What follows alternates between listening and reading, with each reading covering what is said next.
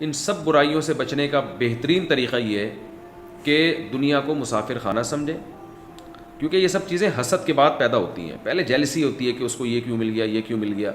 جب آپ یہ سمجھیں گے بھئی یہ دنیا مسافر خانہ ہے، میں بھی مروں گا وہ بھی مرے گا، تو وہ نعمتیں لے کے قبر میں نہیں جائے گا اور میں اس غربت کو اور ٹینشنوں کو لے کے قبر میں نہیں جاؤں گا. مرنے کے بعد سب برابر ہو جائیں گے.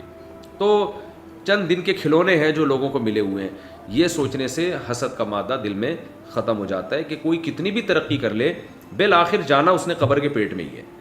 تو آپ دیکھ لیں آج سے 100 سال پہلے جو بادشاہ تھے وہ بھی قبر میں لیٹے ہوئے ہیں، جو بیچارے ریڑھی لگانے والے غریب لوگ تھے وہ بھی ویسی قبر میں ہیں. جتنے کیڑے ان کی لاش پہ اتنے ہی کیڑے اس کی لاش پہ، سب برابر ہونے والا ہے. مسافر خانہ ہے تو یہ دل لگانے کی جگہ نہیں ہے.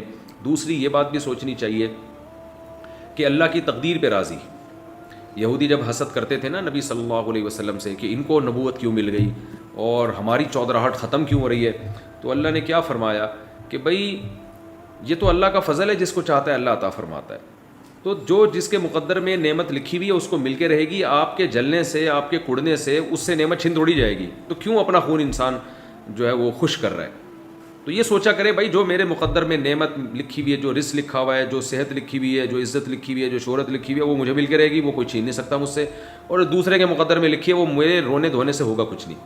یوسف علیہ السلام کے بھائیوں نے حسد کیا نا اپنے بھائی سے، تو کیا ہاتھ آیا ان کے. اللہ نے یوسف علیہ السلام کو بادشاہ بنا کے ملایا اور بالآخر یوسف علیہ السلام کے بھائیوں نے اعتراف کیا تاللہ لقد آثرک اللہ علینا، بھائی اللہ نے آپ کو ہم پہ فضیلت دی ہے بس. تو مان گئے آخر میں. شروع میں مان جاتے تو یہ سب کچھ نہ ہوتا. تو حاسد جو ہے وہ اللہ کی تقدیر پر ایمان نہیں رکھتا، اسی لیے جلتا رہتا ہے. یہ سوچنے سے انسان کو سکون ملتا ہے بھائی جو جس کو ملنا ہے وہ مل کے رہے گا.